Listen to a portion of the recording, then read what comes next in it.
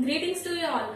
I am Dr. Anveshni Dumala, working as an assistant professor in the Department of Information Technology in Vignan's Nirula Institute of Technology and Science for Women.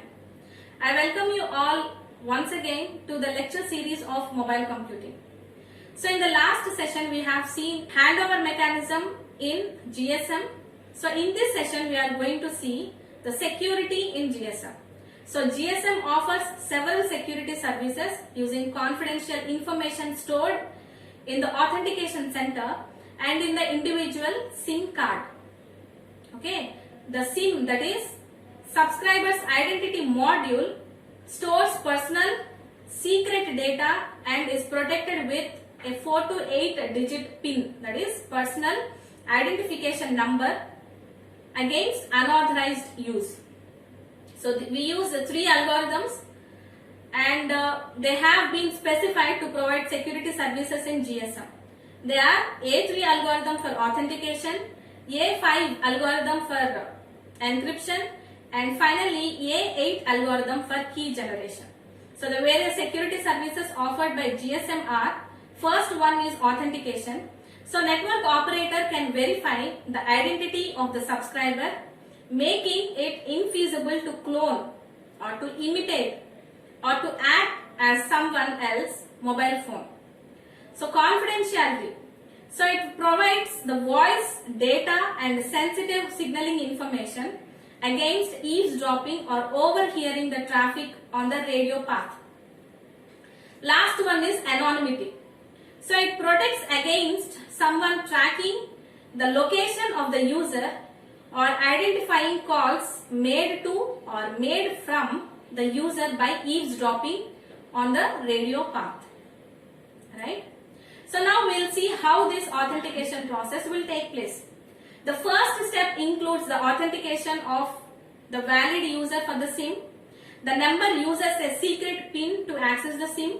The next step is the subscriber's authentication. So this step is based on a challenge response screen as shown in the diagram. So just observe the diagram. Here we have different modules like authentication center. Also we have SIM which is inserted in the mobile station, and also we have mobile switching center. Now let's see what happens between these modules in order to provide the authentication of the mobile station. Right? So authentication center has input key which is of size 128 bit, and also SIM card will have this input key in it which is of size 128 bit. So with the keys, input keys in authentication center and in the SIM card are same. Okay. So authentication center will generate a random number which is of size 128 bit. It is shared to the mobile station. Okay. So by using this 128 bit random key and the input key, we are giving both these to the algorithm 3 in order to perform the authentication. Okay. So as the output, it is generating signed response of size 32 bit and it is given or forwarded to the mobile switching center by the authentication center. Okay. Now the same activity is performed by using this 128 bit and the random number. It will generate 32 bit signed response as an output, and that signed response is shared with the mobile switching center. Now it's turn for the mobile switching center to compare both the signed response that is sent by the mobile switching center and also the mobile station. If both the signed responses are equal, then it means that a particular mobile station is a valid user. Means he is authenticated as a right person. Right? So now authentication is based on the SIM, where it stores the individual authentication key KI, the user identification, that is IMSI, and the algorithm used for authentication, that is A3. Now the authentication center performs the basic generation of random values, signed responses are SRES and the cipher keys KC for each IMSI, and then forwards this information to the home location register. So the current visitor's location register requests the appropriate values for the random number, signed response and the cipher key from the home location register. So for authentication, the VLR sends the random value, that is RAND, to the SIM. Both sides, network and the subscriber module, performs the same operation with random number and the input key by using the algorithm called A3. So the mobile station sends back the signed response generated by the SIM. The VLR can now compare both the values. If they are same, the visitor's location register accepts the subscriber, otherwise the subscriber is rejected. So here we have different modules, right? So SIM, mobile switching center or gateway, GPRS support node, next one HLR or authentication center. So by using the random key and the input key and A8 algorithm, cipher key is generated. By using the same random number and the input key and the A3 algorithm, we are generating signed response. Okay, that is shared with the key, cipher key and signed response and the random number are given to the mobile switching center. Okay, so in the same way, SIM card is also in the SIM card also same operation is performed, and it is sending it back to the mobile switching center. Now the mobile switching center has two signed responses. One is from the authentication center and the other one is from the mobile station. Both are compared. If both are same, the user is authenticated, otherwise he is simply rejected, right? So next one, confidentiality.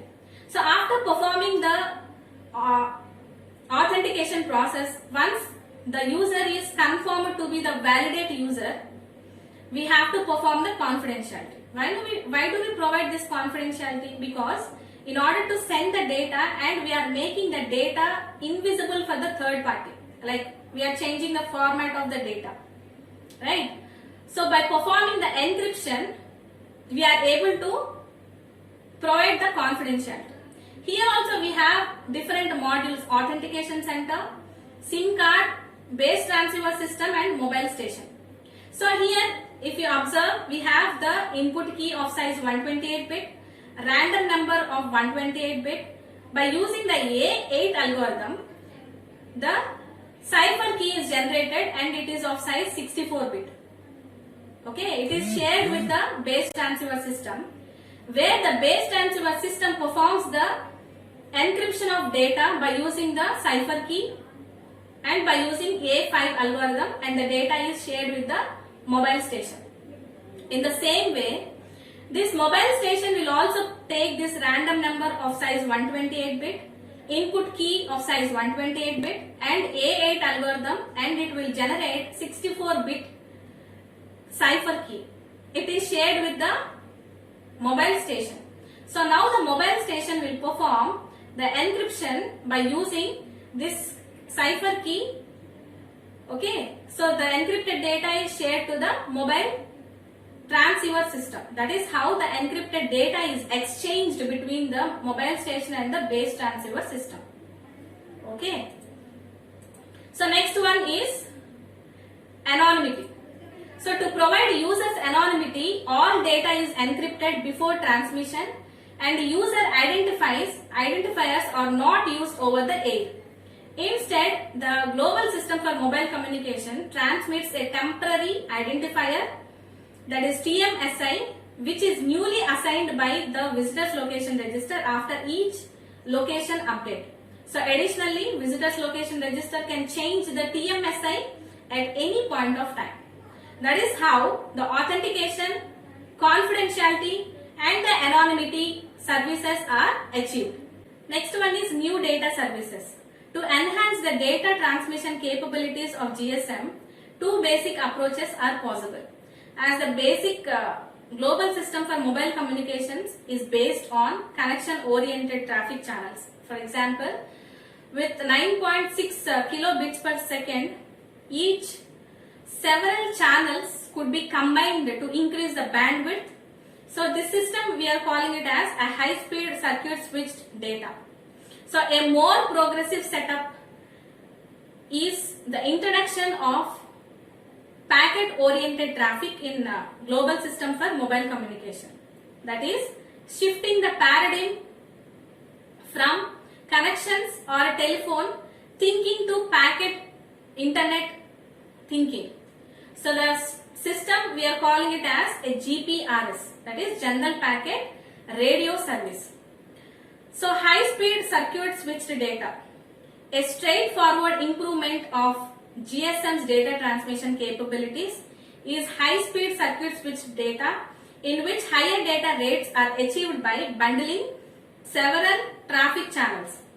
So an mobile station requests one or more traffic channels from the GSM network, that is it allocates several time division multiple access slots within a TDMA frame. So this allocation can be asymmetrical, that is more slots can be allocated on the downlink than the uplink. So which fits the typical user behavior of downloading more data compared to uploading. So a major disadvantage of this high speed circuit switched data is that it still uses the connection oriented mechanisms of GSM, which is not efficient for computer data traffic. So now we are going to see the introduction of GPRS. So from a very long time, wireless WANs have promised instant access to information from anywhere. So but in reality, it has been otherwise, like existing cellular data services do not fulfill the needs of user and providers. So from the user's point of view, data rates are too slow, connection speeds that have a restriction at a maximum rate of 14.4 kilobits per second for most networks. So the connection setup takes too long and it is very complicated. So the service is also too expensive. So from the technical point of view, the drawback results from the fact that current wireless data services are based on circuit switched radio transmission. A complete traffic channel is allocated for a single user for the entire call period, and this results in a highly insufficient resource utilization. So in circuit switched services, billing is based on the duration of the connection. Instead of the usage, it is based upon the duration of the connection. So packet switched bearer services resulted in much better utilization of the traffic channels. A channel will only be allocated when needed and released immediately after the transmission of the packets taken place. So with this principle, multiple users can share one single physical channel. In order to address the inefficiencies, GPRS is developed, that is General Packet Radio Service. So a new service of GSM that greatly improves and simplifies wireless access to packet data networks. So GPRS is a packet oriented mobile data service on the second generation and third generation cellular communication system, global system for mobile communications. So GPRS standardization was initiated by ETSI in 1994. So GPRS standardization was initiated by ETSI in 1994. Next one, GPRS reuses the existing GSM infrastructure to provide end-to-end packet switched services. So it is now maintained by third generation partnership project, that is 3GPP.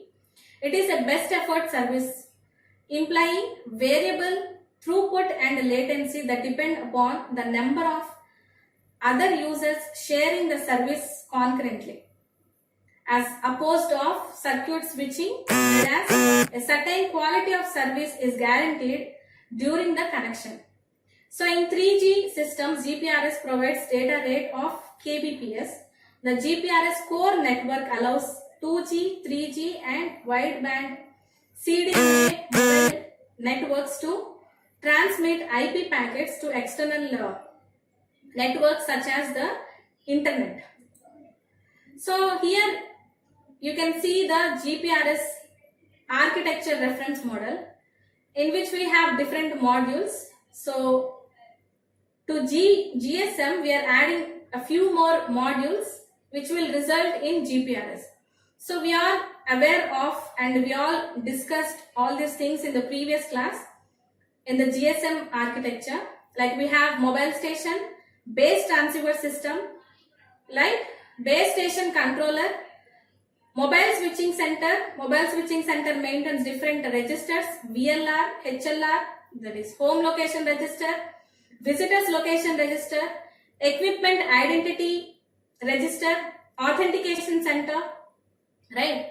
So here in addition to that we have SGSN and GSGN, that is service GPRS support node and gateway GPRS support node. So all these are connected to either a fixed network, that is public switched network, or a packet data network, right? You can use any sort of services. Depending upon the services, you will be connected to that particular network so that you will be able to use the service, right? So also we have different interfaces between these modules, right? So as we discussed in the previous classes, we have interface between the base station and the mobile station and the base transceiver system, that is air as an interface. Next one, between BSC and SGSN we have GB interface.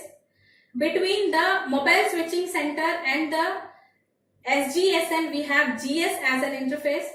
Between HLR and SGSN we have GR as an interface. Between GGSN and SGSN we have GN as an interface.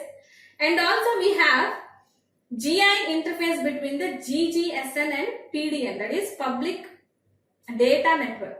Now we'll see them one by one, right?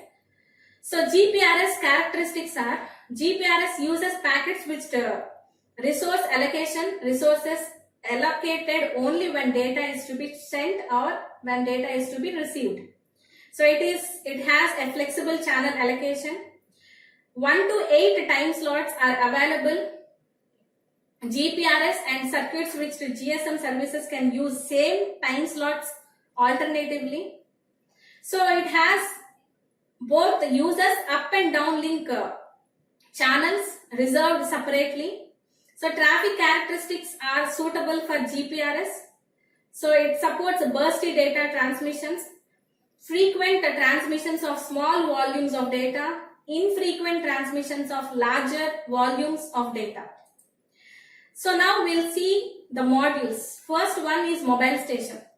So the GPRS mobile station consists of mobile terminal and the terminal equipment. A mobile terminal communicates with the BSS over the air, whereas the terminal equipment can be a computer attached to this MT, that is mobile terminal. Next one is BSS, base station system. So the base station system should manage GPRS related radio resources such as allocation of packet data traffic channels in the cells. Next one is serving GPRS support node, that is SGSN. The role of SGSN is equivalent to that of mobile switching center, visitors location register in the current GSM network. So to provide services to the GPRS mobile station, the SGSN establishes an mobile management context containing mobility and security information for the mobile station.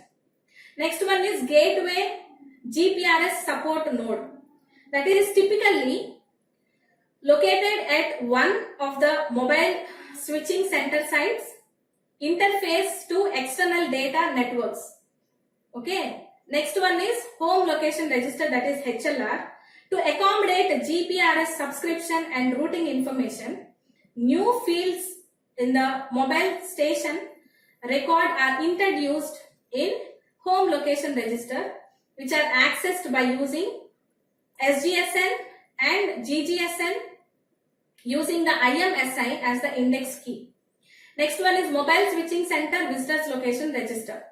In MSC VLR, a new filed SGSN number is added to indicate the SGSN currently serving the mobile station. So the MSC VLR may contact SGSN to request the location information for paging or for voice calls. Fine. Now let us see different interfaces that we have in the GPS. So the first one is interface. is the radio interface between the MS and BTS, that is air interface. Next one, GB interface. The GB interface connects the BSS and the SGSN, which allows many users to be multiplexed over the same physical resource. Next one is GP interface. Both the GN and the GP interfaces utilize the GPRS tunneling protocol. So this GPRS tunneling protocol tunnels the user data and signals the messages between the GSNs. Next one is GS interface. So the GS interface connects the databases in the mobile switching center, visitors location register, and the SGSN, which does not involve the user data transmission.